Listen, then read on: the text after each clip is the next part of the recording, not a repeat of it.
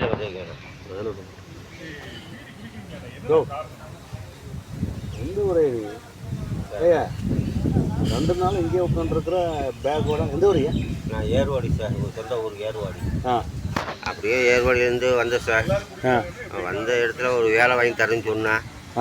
அப்புறம் அவன் ஏமாற்றிட்டு போயிட்டான். 2000 ரூபா பையில் பணம் வச்சுருந்தேன் சார்.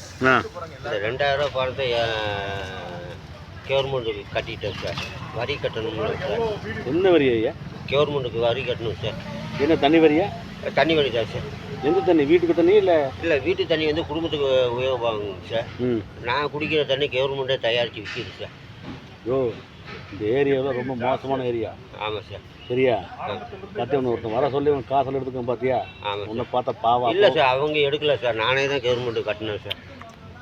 நீயே அந்த 200 நீயே முடிச்சிட்டியா? ஆமாம் சார். என்ன சார், ஊற்றோம்னா கொஞ்சம் ஊற்றணும்னா கொஞ்சம் நல்லா இருக்குது சார். கவர்மெண்ட்டாக தயாரிக்குது. அப்புறம் அதை குடித்தாதான் சார் கவர்மெண்ட்டுக்கு ஒரு மதிப்பு மரியாதை கொடுக்க முடியல சார். வீட்டை மறந்தால் தானே நாட்டை காப்பாற்ற முடியும். வீட்டை நம்ம நினைச்சோம்னா நாட்டை நினைக்க முடியாது சார். அதனால் தண்ணி சாப்பிட்டு. இல்லையா நீயே பேசிட்டு தொலைன்னு. சரி சார், நீங்கள் சொல்லுங்கள் சார். வேலைக்கு ஊருக்கு போக முடியாமல் காசு இல்லை சார், முடிஞ்சு போகுது சார்.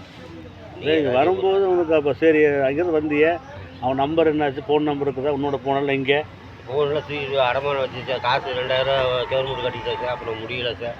அப்புறம் மதியம் செல்ல அடமானம் வச்சு கவர்மெண்ட்டு மறுபடியும் கட்டிட்டேன் சார். இப்போ ஊருக்கு போகணும் சார், காசு இல்லை சார். அதனால் உட்காந்துருக்கேன்.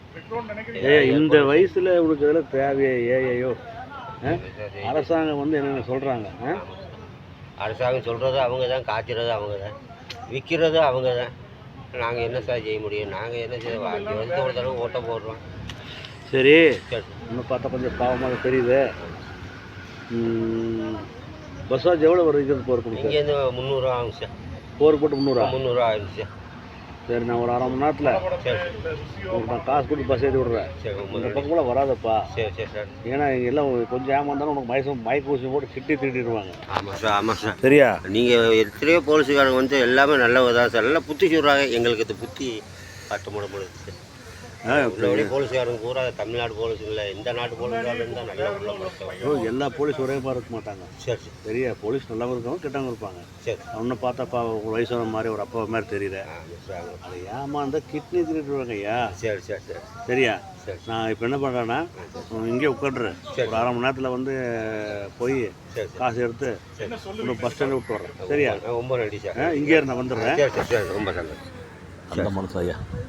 நல்ல இப்படிப்பட்ட மனுஷன் நாட்டில் இருக்கிறதுனால தான் இந்த நாடு இன்னும் இருக்குது. நல்ல கோபமாக இருக்குது. சரி.